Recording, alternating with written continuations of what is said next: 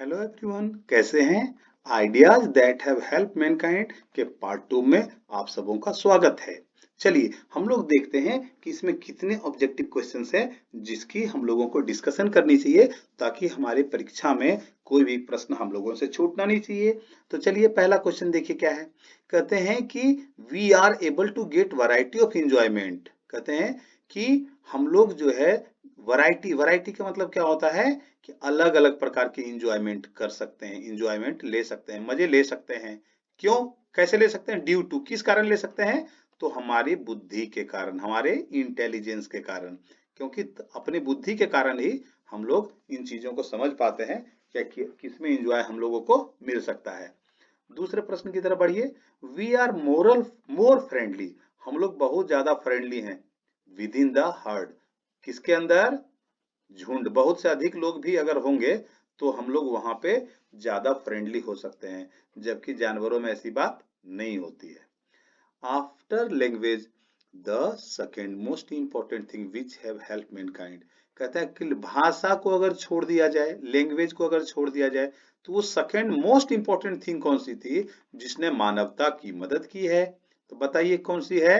तो फायर, यानी कि इन्वेंशन ऑफ फायर ने, आग के आविष्कार ने हमारे जीवन में चमत्कार कर दिया। ठीक है ना? आग के आविष्कार ने क्या किया? हमारे जीवन में चमत्कार कर दिया। आग को हम लोग फायर कहते हैं। अगले प्रश्न को देखिए। The taming of domestic animals. पालतू जानवरों को पालने से हमारा जीवन कैसा हो गया, है ना? तो हमारा जीवन जो है बहुत ही खुशियों से भर गया। प्लेजेंटर का मतलब होता है, प्लीज का मतलब होता है खुश होना, तो प्लेजेंटर का मतलब खुशी देने वाला। तो जब हम लोगों ने जानवरों को पालना प्रारंभ कर दिया तो हमारा जीवन खुशियों से भर गया, क्योंकि उनसे हम लोग को अलग अलग प्रकार की चीजें मिलती थी। क्या क्या मिलती थी? जैसे मान लो हम लोगों को दूध मिलता था, है ना? हम लोगों को उसका अन्य अन्य प्रोडक्ट भी मिल सकता है। आप इमेजिन कर लीजिए खुद से कि हमें क्या क्या मिला जानवरों के कारण। हमारे खेतों में जुताई करने के लिए हमें बैल मिल गए, गायों से दूध मिल गया, घोड़े की हम लोग सवारी करते थे, है ना? तो इस प्रकार से अलग अलग चीजें हम लोग को उनसे मिली हैं। Ideas that have help Mankind. अब यह है इस किसने लिखा है इसको? तो ऑब्वियसली इसके राइटर हैं बर्ट्रैंड रसेल। इस चैप्टर को किसने लिखा है? Ideas that have help Mankind का मतलब क्या होता है? क्या आपको पता है? Ideas that have help Mankind का मतलब होता है कि वो विचार जिससे मानवता को फायदा पहुंचा है। बर्ट्रैंड रसेल डाइड इन, अब आपको याद होगा कि बर्थ हुई थी 1872 में और डेथ हुई थी 1970 में, क्योंकि 2 ही बरस तो वो कम जिए थे, है ना? तो ऑप्शन क्या हो जाएगा? 1970। ठीक है। अगला क्वेश्चन देखिए।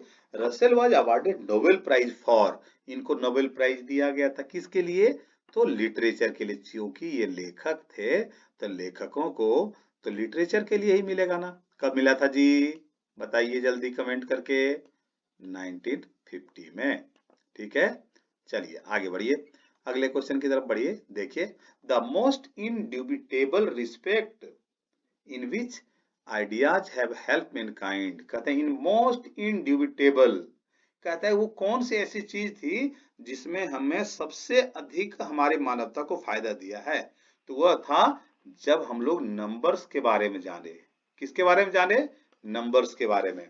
ठीक है। अगले क्वेश्चन की तरफ बढ़िए। Survival for Homo sapiens. होमोसेपियंस किसे है? जो हम लोग आदमी है ना, आदमी का जो वैज्ञानिक नाम है ना, उसको होमोसेपियंस कहा जाता है। कहते हैं प्राइमरली वाज, कहते हैं सर्वाइवल फॉर होमोसेपियंस प्राइमरली, यानी हम लोगों के लिए जो हम लोगों का प्राइमरली मतलब प्रारंभिक जीवन था। सर्वाइवल का मतलब क्या होता है? सर्वाइवल का मतलब होता है जीवित रहना। कहता है सर्वाइवल फॉर होमोसेपियंस, मानवों के लिए जीवित रहना शुरुआती दौर में कैसा था? एक प्रॉब्लम था। क्यों? क्योंकि उन्हें अपने बारे में, अपनी सुरक्षा कैसी की जाए उनको नहीं पता था। लेकिन जब आग के बारे में पता चला तो फिर जो है धीरे धीरे उन्होंने अपना प्रोटेक्शन भी किया और अन्न को पका कर भी खाने लगे, है ना? Birds die of hunger in large numbers. अब पक्षी जो है किस समय में भूख के कारण ज्यादा मरते हैं? तो ये है ड्यूरिंग विंटर, यानी कि ठंड के दिनों में वो जो है मरते हैं ज्यादा। क्यों मरते हैं? हंगर का मतलब होता है भूख से, भूख के कारण वो विंटर में ज्यादा मरते हैं। ठीक है। ड्यूरिंग समर, और जहां तक समर की बर्ड्स है, ड्यूरिंग समर बर्ड्स जो होते हैं क्या होते हैं, फॉरगेट दिस कैटास्ट्रॉफ, और जैसे जाड़े में वो भूख के कारण ज्यादा मरते हैं, और यही बात वो समर में भूल जाते हैं। कैटास्ट्रॉफ का मतलब क्या होता है बच्चों? कैटास्ट्रॉफ का मतलब होता है एक ऐसी सिचुएशन जिसके नहीं करने पर हमें काफी नुकसान हो सकता है। कैटास्ट्रॉफ का मतलब होता है टोटल लॉस, की मतलब जैसे मान लीजिए विंटर में वो ज्यादा मर जाते हैं, क्यों? क्योंकि वो अपना जुगाड़ नहीं करके रखते हैं। और ये जो त्रासदी है, इसको कैटास्ट्रॉफ को आप त्रासदी भी कह सकते हो। ठीक है। चलिए अगला क्वेश्चन को देखिए। Every human death by starvation is preceded by a long period of, कहते हैं कि एवरी ह्यूमन डेथ, हर व्यक्ति जिसकी भी मौत हुई है, स्टारवेशन का मतलब क्या होता है? स्टारवेशन का मतलब होता है भूख से, है ना। भूख से अगर कोई व्यक्ति मरता है उसको कहा जाता है स्टारवेशन। क्या कहा जाता है? स्टारवेशन, भूख से मरना, है ना। लॉन्ग पीरियड ऑफ एंजाइटी, ये एंजाइटी का मतलब क्या होता है? चिंतित होना, है ना, इसको कहते हैं। तो जो भूख से ज्यादा मौत हुई है वो एंजाइटी के कारण हुई है। Human being suffer more due to their, जो ह्यूमन बीइंग्स हैं वो कैसे सफर करते हैं? ड्यू टू दियर, अपने ही इंटेलिजेंस के कारण ही वो सफर करते हैं ज्यादा। ज्यादा बुद्धिमता होने के कारण भी हमारी समस्याएं बढ़ती है। तो हम जो सफर करते हैं ज्यादा ज्यादा, वो हमारी बुद्धि के कारण ही होती है। एनिमल गेट प्लेजर फ्रॉम, जो एनिमल है वो कैसे खुशी पाते हैं? तो किसी से खुशी नहीं पाते, उनको म्यूजिक बजा दिया, कहते हैं भैंस के आगे बीन बजाओ, तो भैंस को क्या पता चलेगा कि उसका मतलब क्या होता है? बांसुरी बजा दीजिए, कोई फर्क नहीं पड़ेगा। फुटबॉल खेलिए उसके सामने, उनको भी कोई फर्क नहीं पड़ेगा। साइंस कुछ कर दीजिए, उनको कोई फर्क नहीं पड़ेगा। इसीलिए animals get pleasure from none of these, किसी से उनको नहीं मिलता है खुशी। प्लेजर का मतलब खुशी होता है। ठीक है। तो चलिए इसका आंसर आपको पता चल गया, नन ऑफ दीज, किसी से खुशी नहीं मिलती है उनको, है ना। Bertrand Russell has written the lesson ideas that have helped mankind, Bertrand Russell ने इस चैप्टर को लिखा है ना। अगला क्वेश्चन देखिए। Bertrand Russell was philosopher and अ, देखिए अब ये आंसर गलत हो गया। वो हिस्टोरियन भी थे, मैथमेटिशियन भी थे, है ना। तो ये दो ऑप्शन दिया हुआ है। तो याद रखिए परीक्षा में जब आपके पास कोई ऐसा प्रश्न आ जाए जिसमें हिस्टोरियन और मैथमेटिशियन दोनों रहे, तो सबसे पहले आप मैथमेटिशियन की तरफ जाइएगा। हालांकि मुझे उम्मीद है कि ऐसा ऑप्शन देगा तो लास्ट में लिख देगा बोथ बोथ ए एंड सी, ऐसा करके देना चाहिए उसको, है ना। अगर नहीं देता है तो सबसे पहले आप मैथमेटिशियन टिक करिएगा। ठीक है। चलिए, कहता है the invention of over more important than domestication of, invention of fire by was more important than domestication of animal. अब देखिए, invention of our dash was more important, यहाँ पे ना थोड़ा सा लगता है टाइपो एरर हो गया है ना।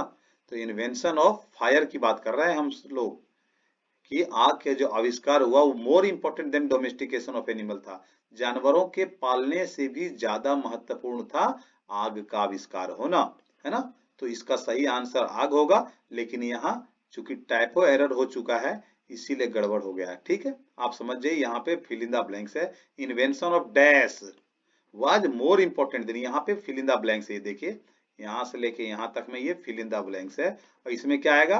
फायर। क्या आएगा? बोलिए। फायर आएगा, फायर। ठीक है, ये टाइपो एरर हुआ है, इस चक्कर में ऐसा हो गया है। चलिए अगले क्वेश्चन की तरफ बढ़िए।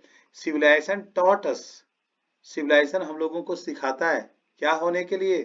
To be unlawful, to be rude और cruel, to be more friendly towards other. Civilization हमें यही तो सिखाता है कि हमें एक दूसरे के प्रति अच्छी भावना रखनी चाहिए, दोस्ताना व्यवहार रखना चाहिए। तो ऑप्शन हो गया सी। अगला क्वेश्चन देखिए। Dash was also a commentator on large variety of topics. पहला वीडियो अगर आपने देखा होगा तो आपको पता है बर्ट्रैंड रसेल साहब जो थे वह जो है अलग अलग टॉपिक्स पे अपनी बात रखते थे, अपनी राय रखते थे, है ना। In dash the last step was never taken, कहते हैं in dash, in China the last step was never taken, तो इसका आंसर चाइना है। अगला क्वेश्चन देखिए है, dash would not help the corn to grow unless he was allowed to feast on the blood of children. तो ये जो है मोलोक, इस चैप्टर में एक जगह पे मोलोक नाम के एक देवता का वर्णन किया गया है। उसमें कहा गया है कि Moloch would not help the corn to grow unless he was allowed to feast on the blood of children. तो मोलोक एक देवता थे जो, यहाँ पे मोलोक आ जाएगा, would not help the corn to grow, वो भी उनको नहीं बढ़ा सकते थे यदि, देखिए एक प्रकार का मिथ है कि है ना, वहां ब्लड का, बच्चों का ब्लड दिया जाएगा तभी जाकर वो फसल ग्रो होगी, ये एक सिर्फ मिथ था, है ना। तो इस प्रकार से इसके ऑब्जेक्टिव्स खत्म हो गए हैं। मुझे उम्मीद है कि आपको वीडियो पसंद आया होगा, और यदि वीडियो पसंद आया है तो आप इस वीडियो को 2 बार 3 बार देखें, और ये कोशिश करें कि इससे आया हुआ कोई भी क्वेश्चन आपसे छूटना नहीं चाहिए परीक्षा में, एग्जामिनेशन के अंदर अंदर आपसे कोई भी प्रश्न छूटे नहीं। इसलिए आप जो है इसको 2-3 बार देखिए, ताकि आपके जुबान पे सारा प्रश्न का आंसर हो। मिलता हूं अगले वीडियो में, तब तक के लिए गुड नाइट, सबा खैर।